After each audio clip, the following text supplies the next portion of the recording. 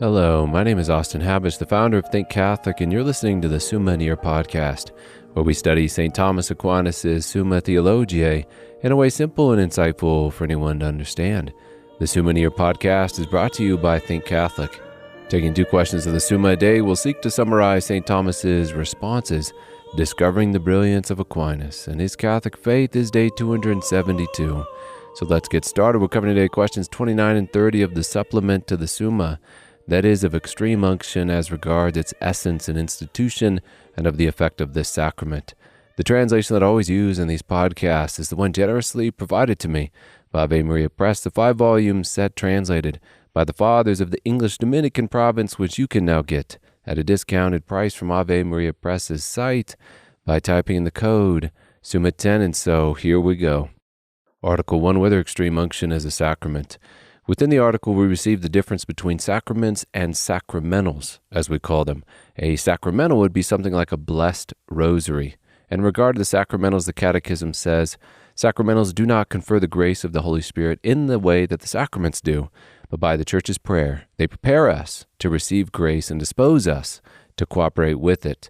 St. Thomas will write that sacraments, on the other hand, work ex opere operato, which is a fancy word for saying they are efficacious in effecting grace in us of themselves, so that the man validly baptized simply becomes, by grace, a child of God, a partaker of the divine nature. Things like a blessed rosary or holy water can be instruments coupled with our devotion for God to increase grace in us, but this does not occur without our devotion working in tandem with these blessed sacramentals. To quote Aquinas on this point, back in the Tertia Pars, he said, in differentiating the sacraments from the sacramentals, he wrote, holy water and other consecrated things are not called sacraments because they do not produce the sacramental effect, which is the receiving of grace. They are, however, a kind of disposition to the sacraments. Another key difference, which Ludwig Ott, a notable Catholic theologian, mentions and Aquinas alludes to, is that the sacraments, as opposed to sacramentals, were instituted by Christ. Sacraments were instituted by Christ. Sacramentals are instituted by the Church for the sake of the faithful. Now, when it comes to extreme unction, it is a sacrament because it affects grace of itself, and we see it practiced in the very early Church as something handed down by Christ himself to us. As St. James says in his letter, this is from chapter 5, is anyone among you sick? Let him call for the elders of the church, and let them pray over him, anointing him with oil in the name of the Lord, and the prayer of faith will save the sick man, and the Lord will raise him up, and if he has committed sins, he will be forgiven. So this prayer and the anointing of the sick by the presbyteroi, or priests, can also be translated elders, here, as St. James says, affects, via the sacrament, the forgiveness of sins.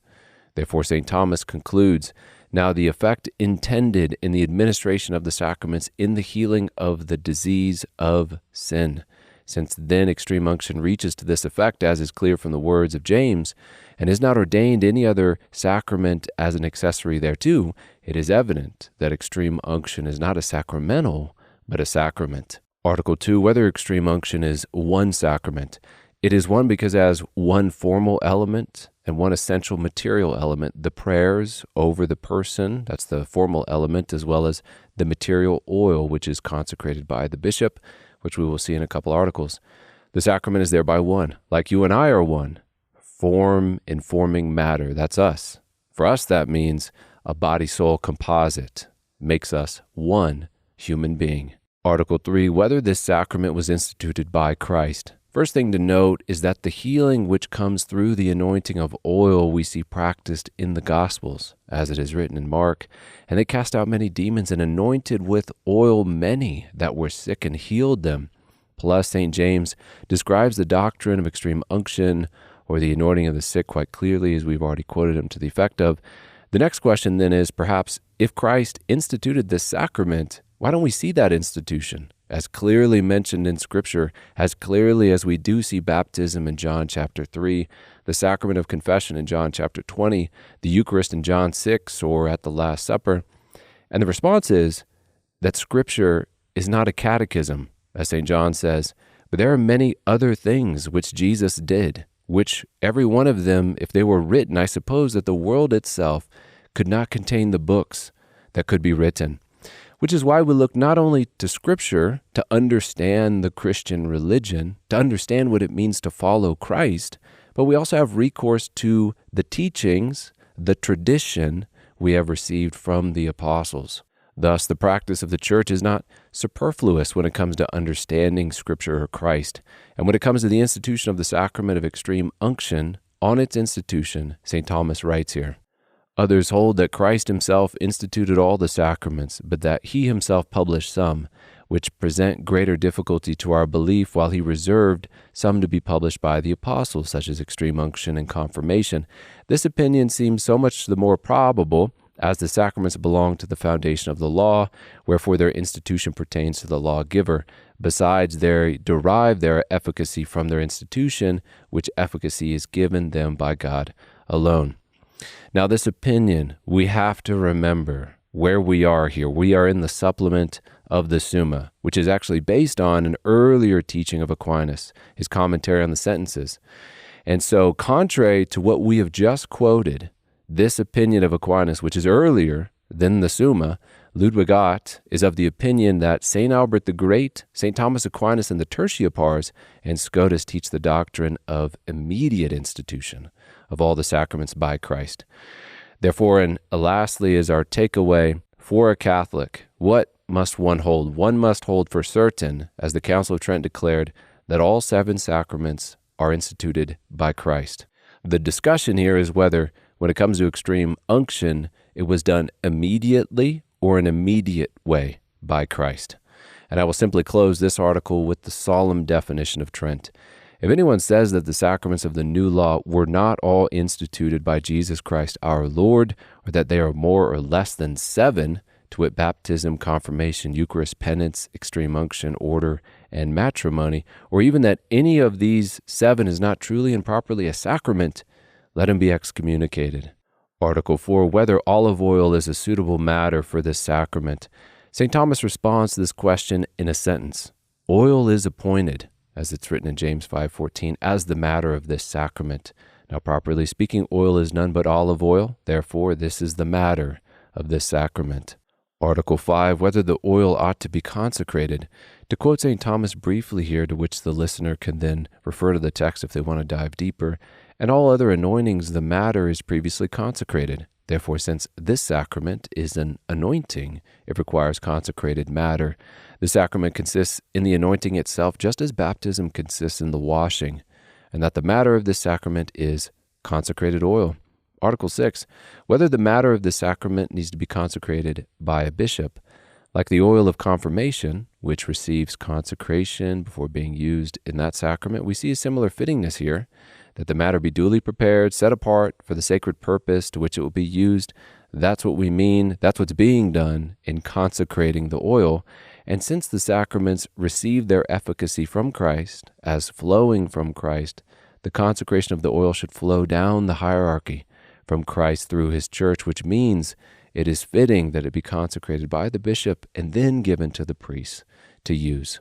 Article 7, whether this sacrament has a form. In a sentence from our article, the master says, the master of the sentences, that every sacrament of the new law consists in things and words. Now the words are the sacramental form. Therefore, since this is a sacrament of the new law, it seems that it has a form. Further, this is confirmed by the rite of the universal church, who uses certain words in the bestowal of this sacrament. And this, we could say, is also confirmed in Scripture, where again St. James said, let them pray over him, anointing him with oil in the name of the Lord. Article 8, whether the form of this sacrament should be expressed by way of assertion or a petition. We see the form of this sacrament as a petition in Scripture, since St. James says the prayer of faith, i.e. a prayer asking of God in faith for his assistance. So this is a form of petition rather than assertion. And for the following reasons, and I'll quote Aquinas at length here because it's very succinctly said and because it gives continence, it gives adequate credence to the fact that not everyone is physically healed when given the anointing of the sick. So he says, because the recipient of the sacrament is deprived of his strength, so it needs to be helped by prayers. Secondly, because it is given to the dying who are on the point of quitting the courts of the church and rest in the hands of God alone, for which reason they are committed to him by prayer. Thirdly, because the effect of this sacrament is not such that it always results from the minister's prayer, even when all essentials have been duly observed, as is the case with the character in baptism and confirmation, transubstantiation of the Eucharist, remission of sin, in penance. And so what's talking about here is the healing of a person. This doesn't always, physical healing doesn't always come about through the anointing of the sick. Article 9, whether the foregoing prayer is a suitable form for this sacrament. That prayer was given in part in our last question, which was stated there. Through this holy unction and his most tender mercy, may the Lord pardon thee whatever sins thou hast committed by sight, etc. And then the eyes, ears, nose, mouth, hands, and feet are anointed. The foregoing prayer is suitable because it mentions the matter of the sacrament, that's the holy oil, the unction, the cause of its efficacy, which is the most tender mercy of God, and the final end or goal to which the sacrament is directed. May the Lord pardon thee whatever sins thou hast committed. Now we turn to question 30 of the effect of this sacrament. Article 1, whether extreme unction avails for the remission of sins. And thank God it does. For the remission of both venial and mortal sin, as the Council of Trent dogmatically defined. For the thing here signified is the grace of the Holy Ghost, whose anointing cleanses away sins, if there be any still to be expiated, as also the remains of sins, and raises up and strengthens the soul of the sick person. This is also, of course, the opinion of St. Thomas, who writes here, this strength is given by grace, which is incompatible with sin. It follows that, in consequence, if it find any sin, either mortal or venial, it removes it as far as the guilt is concerned. Consequently, we must say that the principal effect of this sacrament is the remission of sin, as to its remnants, and consequently even as to its guilt, if it find it. Article 2, whether bodily health is an effect of this sacrament. And we've already kind of alluded to this. We receive a really profound response to this article, which is first of all that the primary effect, the direct intended end of the sacrament, is the spiritual healing of the person and strengthening through the remission of sins. The secondary effect is that of physical healing. And just like, this is my example, when we eat food for nutrition, we eat it primarily for nutrition, yet at the same time for pleasure, let's say as a secondary goal. If the pleasure of food, the secondary goal, is an obstacle to the primary end, nutrition, then we ought not to be interested in the taste of the food. So commonly people eat distasteful or essentially tasteless food for the sake of health.